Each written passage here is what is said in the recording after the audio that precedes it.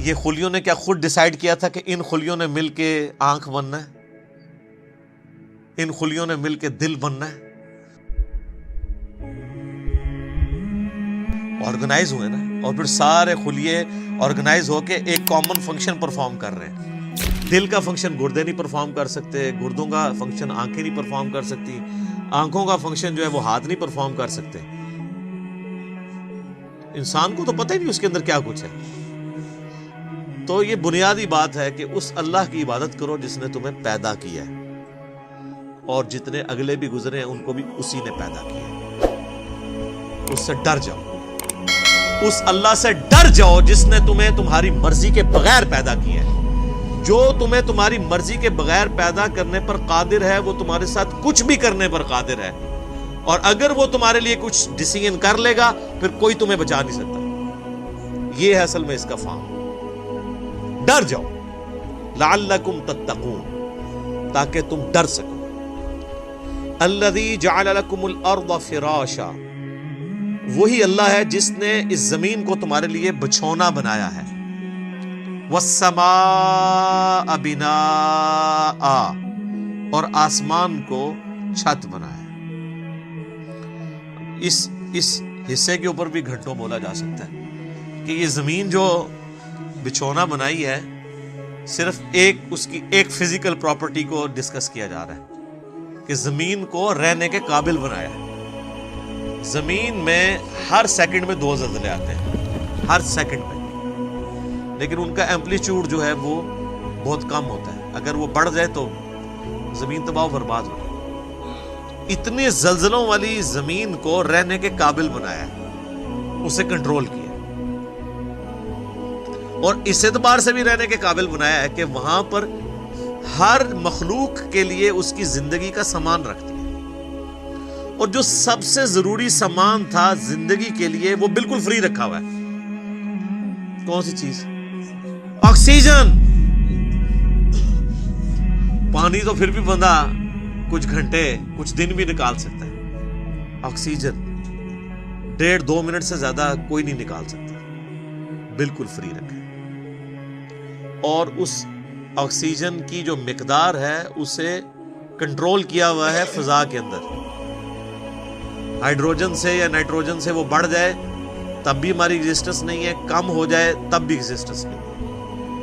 اور یہ تو صرف ایک فائن ٹیوننگ ہے، اس طرح کی ملینز آف فائن ٹیوننگز روئے ارض پہ ہیں۔ اسی لیے سائنٹسٹ کہتے ہیں کہ یہ میریکل پلانٹ بنایا گیا ہے اس قابل کہ یہاں پہ زندگی رہے، تو کسی کے بنانے سے بنا ہے۔ اگر وہ کہتا ہے خود بخود بن گیا ہے تو پھر اس کو کوئی کاپی کر کے بنا کے بتا دے۔ جو چیز کاپی بھی نہ ہو سکتی ہو اس کے بارے میں کہنا کہ وہ خود بخود ہو گئی ہے، تو اس سے بڑی تو بے وقوفانہ سٹیٹمنٹ ہی نہیں ہو سکتی۔ جو کام کرنے سے نہ ہو سکے وہ خود بخود کیسے ہو سکتا ہے؟ خود بخود تو وہ کام ہو سکتا ہے نا کہ جو یعنی کرنے سے ہو بھی جائے۔ زمین و آسمان کی ساری مخلوقات مل کے ایک بیج نہیں بنا سکتی کہ جسے ہم مٹی میں بوئیں اور وہ 6 ارب گنا بڑا درخت بن جائے۔ لوگ تو کہتے ہیں جی مٹی کی تو کوئی قیمت ہی نہیں ہے۔ میں کہتا ہوں سونے کی کوئی قیمت ہے۔ سونے میں بیج ڈالا جائے تو وہ درخت نہیں بن سکتا۔ اگر مٹی دنیا پہ نہ ہو تو سونے کو چاٹنا ہے کسی نے، اور سونا نہ ہو تو پھر بھی دنیا چلتی رہے گی۔ یہ مٹی جو اللہ نے رکھی ہے دیکھنے کو حقیر چیز ہے، لیکن اس میں ہم بیج بوتے ہیں، اور سر وہ بیج جب نکلتا ہے اور درخت بنتا ہے، اس درخت کا سائز، اس کے پھولوں کے لگنے کی ٹائمنگ، اس کا پھل میں کنورٹ ہونا، پھلوں کے پکنے کی ٹائمنگ، پتوں کی شیپس، ان کے سائز، پھر ایک ایک پتے تک پانی کا پہنچنا زمین سے، یہ تو انسان پریشان ہو جاتا ہے۔ ایک درخت تو بہت بڑی بات ہے، ایک بیج نہیں کوئی بنا سکتا، اور کوئی یہ کہے کہ خود بخود بن گیا، تو اس سے بڑی بے وقوفی کسی کی کیا ہو سکتی ہے؟ دنیا کا کوئی بے وقوف انسان بھی ایک بال پوائنٹ کے لیے ماننے کے لیے تیار نہیں خود بخود بن جائے، کیونکہ یہ ایک مینیجیبل چیز ہے، الٹ اپ نہیں ہے، ایٹ رینڈم نہیں ہے۔ تو زمین کو اس نے تمہارے لیے بچھونا بنایا ہے، والسماء بناء، اور آسمان کو چھت بنایا ہے۔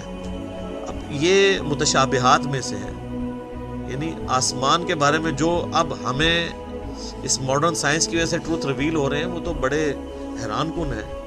یعنی آسمان کی جو لیئرز ہیں، آسمان تک پہنچنے کے لیے جو اللہ تعالیٰ نے لیئرز رکھی ہوئی ہیں، ان کے لیے بھی آسمان کا لفظ استعمال ہو سکتا ہے. اسٹریٹوسفیئر ہے، پھر ٹروپوسفیئر ہے، پھر اوزون کی لیئر ہے. یعنی سورج سے ملینز آف ایمپلیٹیوڈ کی مختلف ریز دنیا میں آتی ہیں، لیکن زمین کی جو ہماری رہنے کی سطح ہے اس تک اس میں سے چند ایک پہنچتی ہے. 99.99% یہ آسمان کی جو لیئرز ہیں اس کی وجہ سے ریپیل ہو جاتی ہے، کچھ ارتھ میگنیٹک فیلڈ کی وجہ سے ریپیل ہو جاتی ہے، ورنہ وہ ہارمفل ریز نیچے آ جائیں تو بیماریاں ہیں. یہ جو کہتے ہیں اوزون لیئر کے اوپر ایک شگاف ہے، اس کی وجہ سے سکن کینسر کا خدشہ ہے ان علاقوں میں جہاں پہ وہ ڈائریکٹ ریز آتی ہے. تو یہ آسمان کو ایک بڑی مضبوط چھت بنایا ہے اللہ تعالیٰ نے. آسمان حفاظت کا ذریعہ ہے. یہ اللہ کی قدرتیں ہیں. اس پہ کتنی دیر بولا جائے، میرے اس پہ کئی ایک لیکچرز ہیں، وہ آپ دیکھ لیں ورنہ تو ٹاپک بدل جائے گا. وَأَنزَلَ مِنَ السَّمَاءِ مَاءً، اور آسمان سے اس نے پانی کو نازل کیا. فَأَخْرَجَ بِهِ مِنَ الثَّمَرَاتِ، پھر اس کے ذریعے پھل اگائے تمہارے لیے، رِزْقًا لَكُمْ، تمہارے رزق کے طور پہ. اچھا یہ ساری باتیں بنیادی ہیں. کوئی دنیا کا انسان نہیں ہے جو کہ یہ چیزیں میری آبزرویشن میں نہیں ہیں. قرآن چونکہ پوری انسانیت کے لیے، لہٰذا اس میں بالکل ڈیٹم لیول کی بنیادی باتیں ڈسکس ہوں گی جو ہر بندے کے ایکسپیرینس میں، نالج میں ہوں. کہ جتنی باتیں آ رہی ہیں کہ تمہیں اللہ نے پیدا کیا، تم سے اگلوں کو پیدا کیا، سب کے ایکسپیرینس میں ہے. اللہ تعالیٰ نے زمین کو رہنے کے قابل بنایا ہے، آسمان کسی انسان نے بنائی ہے. انسان تو ہمیشہ سے آبزرو بھی کر رہا ہے اسے. انسان تو صرف ڈسکوری کرتا ہے، اور انوینٹ بھی جو کرتا ہے وہ بھی کریشن ایکس نہیلو نہیں کرتا، عدم محض سے وجود نہیں دیتا، بلکہ اللہ کی تخلیقات کو یوز کر کے کرتا ہے. اگر وہ یہ ٹیبل لکڑی کا بنا رہا ہے تو لکڑی اس نے نہیں بنائی ہے، لکڑی نیچر سے ہی آئی ہوئی ہے. کریشن ایکس نہیلو نہیں ہے، لیکن اللہ تعالیٰ بدیع السماوات والارض، زمین و آسمان کو بغیر نمونے کے، کوئی چیز نہیں تھی تو پیدا کیا. انسان جو خالق ہے وہ اللہ کی تخلیق میں سے خلق کرتا ہے، لیکن انسان بدیع نہیں ہے. البدیع نہیں اسے کہہ سکتے آپ، بغیر نمونے کے چیزوں کو پیدا کرنے والا. تو آسمان کے ذریعے پانی ہم دیکھتے ہیں، اس کے ذریعے زمین سے رزق نکالتا ہے تمہارے لیے. اس میں کیا قیامت مضمر ہے. رزق نکالنا بھی کافی نہیں تھا اگر اس رزق کی کمپیٹیبلٹی ہمارے ساتھ نہ ہوتی. آپ شیر کے سامنے تازہ ترکاری لا کے ڈال دیں، بہترین سے بہترین سبزی بھی، وہ دیکھنا بھی گوارا نہیں کرے گا، کیونکہ اس کی جبلت نہیں ہے، اس کے لیے وہ رزق نہیں ہے. اور بکری کے سامنے فریش قیمہ لا کے ڈال دیں آپ، اس کے لیے کوئی اٹریکشن نہیں. تو صرف رزق تمہارے لیے، رزق یعنی رزق بھی پیدا کیا اور اس رزق کو کمپیٹیبل بھی بنایا. اور یہ رزق میں تو میں صرف کھانا پینے ڈسکس کر رہا ہوں، ورنہ تو ہر نعمت ہی رزق ہے. سب سے اہم ترین رزق آکسیجن ہے جو ہم انہیل کرتے ہیں، جس کے بغیر ہم 1.5-2 منٹ سے زیادہ زندہ ہی نہیں رہ سکتے. وہ سب کے لیے فری رکھتی ہے اللہ نے. کوئی اس کے اوپر ٹیکس نہیں ہے، کوئی آپ کو خریدنا نہیں پڑے گا، یہ آپ کے لیے فری ہے. تو جس اللہ نے یہ ساری نعمتیں دی ہیں، اس نے زمین کو رہنے کے قابل بنایا، آسمان کو تمہارے لیے مضبوط چھت بنایا تمہاری پروٹیکشن کے لیے، آسمان سے پانی نازل فرما کے زمین میں سے نباتات اگائے، اس کے ذریعے تمہارا یہ فوڈ سائیکل چلتا ہے سارے کا سارا.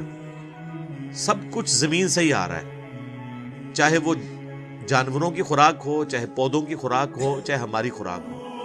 زمین مر جائے تو ساری مخلوقات مر جائے. تو اللہ فرماتا ہے جس نے یہ سب کچھ کیا ہے، فَلَا تَجْعَلُوا لِلَّهِ أَنْدَادًا وَأَنْتُمْ تَعْلَمُونَ، پھر اللہ کے ساتھ کوئی مد مقابل نہ ٹھہراؤ اور تم جانتے تو ہو، تم جانتے تو ہو. کہ یہ کوالٹیز کسی اور کی ہے ہی نہیں ہے. یہ توحید تو تمہارے اندر موجود ہے کہ اللہ کے مد مقابل کوئی نہیں ٹھہرایا جا سکتا. مجھے بتائیں قرآن اسٹارٹ میں جو توحید بیان ہوئی ہے, اس توحید کو پڑھ لینے کے بعد کوئی کسی بابے کو پکارے گا, کسی مرے ہوئے شخص کو پکارے گا, کسی زندہ شخص سے وہ چیزیں ڈیمانڈ کرے گا جس کا وہ اہل ہی نہیں ہے؟ امپاسبل.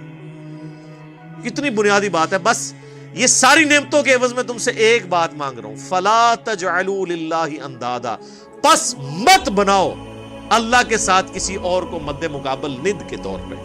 وانتم تعلمون, اور تم جانتے تو ہو کہ کوئی ہے ہی نہیں ایسا کہ جسے بنایا جائے مد مقابل. کون ہو سکتا ہے؟